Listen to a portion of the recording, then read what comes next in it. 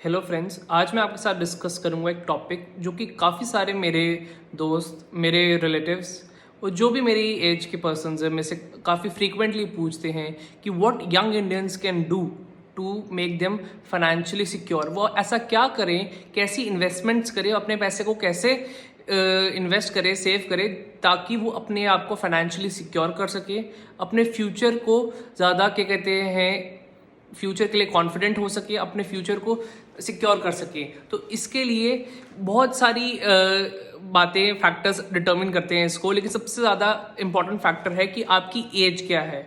अगर आप अपने 20s में हैं और आपके ऊपर रिस्पॉन्सिबिलिटी नहीं है और आप एक रिस्क ले सकते हैं, तो it is better to go with काफ़ी सारी ऐसी ऑप्शंस हैं जो कि आपको रिटर्न्स काफ़ी ज़्यादा देती हैं, but comparatively they are risky. उनमें रिस्क फैक्टर भी अकॉर्डिंगली आता है। This is saying the more amount is risk is the reward for risk, reward profit is the reward for risk taking. So accordingly जितना आपका risk ज़्यादा होगा उतना ही आपका प्रॉफिट भी ज़्यादा होगा। तो उसी को क्या कहते हैं ध्यान में रखते हुए काफ़ी ऐसे ऑप्शंस हैं जैसे कि आपके shares, mutual funds. Accordingly even small case भी आजकल आए हुए हैं जो कि काफ़ी प्रोमिनेंटली यंगस्टर्स उनमें इन्वेस्ट कर रहे हैं। लेकिन इसमें क्या है, आपको किसी भी, अगर आपको जैसे काफ़ी सारे जो है ना इम्पल्सिव होके यंग क्या कहते हैं प्रोफेशनल्स, एंटरप्रेन्योर्स और जितने भी हैं ये ऐसे इन्वेस्ट करते हैं, लेकिन ऐसे नहीं। अगर आपको शेयर्स में इन्वेस्ट करना है प्रॉपर फंडामेंटल एनालिसिस करके, अगर आपके पास टाइम नहीं है फंडामेंटल एनालिसिस करने का, तो आप ज़्यादातर लार्ज कैप्स में इन्वेस्ट कर सकते हैं, लेकिन वो भी आप उसको प्रॉपर देख के, क्योंकि इसमें आजकल मार्केट में फ्लक्चुएशंस बहुत ज़्यादा हैं, तो बेटर है इवन आप ये जो है ये जो आपके म्यूचुअल फंड्स हैं इनमें भी SIP लगाना is not a very safe option these days. तो अकॉर्डिंगली अगर आपके पास टाइम है प्रॉपर स्टडी करने का, रिसर्च करने का, तो ही आप इसमें क्या कहते हैं इन्वेस्ट कीजिए and at your own risk. लेकिन अगर आपको जैसे है क्या कहते हैं आपको रिस्क ले सकते हैं और आप क्या कहते हैं आपको और इनकम अर्न करनी है, जैसे कोई अच्छा स्टॉक 15 to 20% आपको आराम से ईयरली दे जाता है, तो वो डिपेंड करता है आपका रिस्क पे और कितना आपने अच्छी तरीके से फंडामेंटल एनालिसिस किया है उस स्टॉक का। तो अकॉर्डिंगली आप उसमें इन्वेस्ट कर सकते हैं। फिर वो एज ग्रुप आ जाता है जैसे 30s, जो कि फाइनेंशियली अपने आप को मोर स्टेबल हो गए होते हैं और उनके ऊपर रिस्पॉन्सिबिलिटीज आ गई होती है in terms of their family, their kids. तो उनके लिए बेटर रहता है कि आई वुड गो, एक लाइफ इंश्योरेंस तो उनको हुई चाहिए कि मतलब कल को कोई भी अनसर्टनिटी हो तो उसको कवर करने के लिए उनके पास कोई इंश्योरेंस उन्होंने ली हो। फिर अकॉर्डिंगली उनको अपने अब जो बास्केट के है तो उसमें अलग अलग टाइप की इनकम्स आपको, मतलब अलग अलग टाइप की इन्वेस्टमेंट्स है। एक तो आपने इसको सिक्योर कर दिया, फिर आपको जैसे ग्रोथ के लिए भी कुछ, अगर अपनी इन्वेस्टमेंट में कोई ग्रोथ फैक्टर के लिए भी रखना है तो आप उसको कर सकते हैं support with the help of stocks और क्या कहते हैं म्यूचुअल फंड्स, स्मॉल केस और अलग अलग लाइकवाइज बॉन्ड्स। तो उसको आप अकॉर्डिंगली अपने क्या कहते हैं रिस्क एपिटाइट के अकॉर्डिंगली उसको एडजस्ट कर सकते हैं, लेकिन एक अपने आप को सिक्योर करके रखना वो बहुत इंपॉर्टेंट होगा। कि मैं ये सभी को गाइड करूंगा, जितने भी मेरे फ्रेंड्स हैं और जितने भी रिलेटिव्स हैं, कि मतलब कि अपने आप को एक सबसे पहले सिक्योर करके चलना बहुत ज़रूरी है। फिर बाकी आपकी रिस्क एपिटाइट के ऊपर डिपेंड करता है कि आप कितना रिस्क ले सकते हैं और कितना आपको क्या कहते हैं प्रॉफिट अर्निंग आप चाहते हैं, तो अकॉर्डिंगली आपको उतना रिस्क भी लेना पड़ेगा।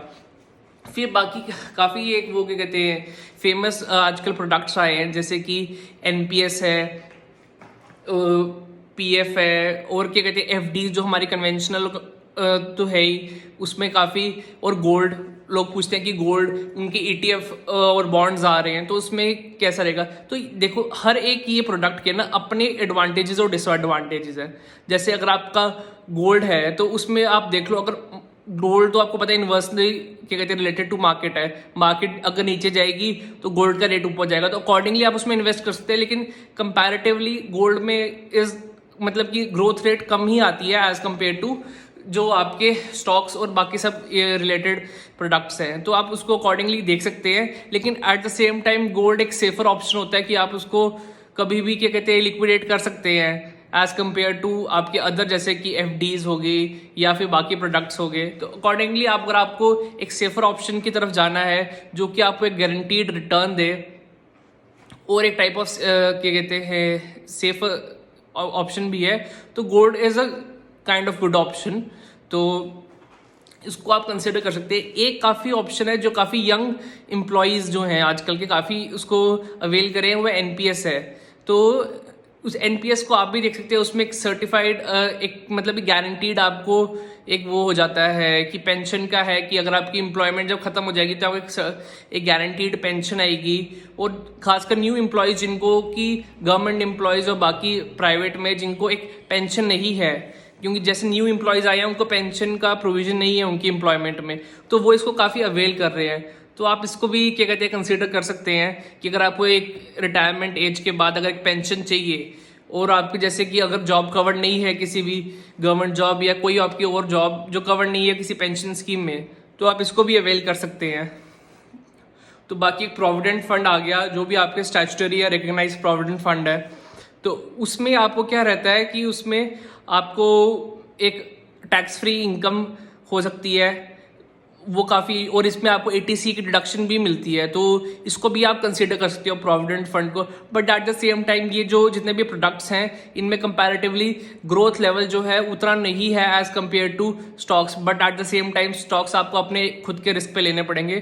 तो मैं वही आपको बोलूँगा कि जो भी आप प्रोडक्ट लो आप देखो कि आपकी रिस्क एपिटाइट कितनी है, क्योंकि अपने रिस्क एपिटाइट और अपने आप को क्या कहते हैं सिक्योर करके चलो। क्योंकि अगर आप जैसे कि आपने अपने कहते हैं आपका जितना सारा का सारा उठा के आपने हाई उसमें क्या कहते हैं रिस्क एरियाज में लगा दिया, जैसे स्टॉक्स में लगा दिया, तो और वो कभी भी आपको पता है कि आजकल मार्केट कितनी फ्लक्चुएट हो रही है, तो कभी भी उसका क्या कहते हैं वैल्यू बहुत स्टीपली डाउन जा सकती है और आपकी हार्ड अर्न जो मनी है वो सारा वेस्ट हो सकता है। तो इसको प्लीज़ ध्यान से कीजिए, जो भी आपको करना है प्रॉपर उसका एनालिसिस कीजिए, रिसर्च कीजिए और उसके बाद ही उसको इन्वेस्टमेंट कीजिए। ओके, आई होप मेरी ये वीडियो आपकी काम आई हो। Thank you so much.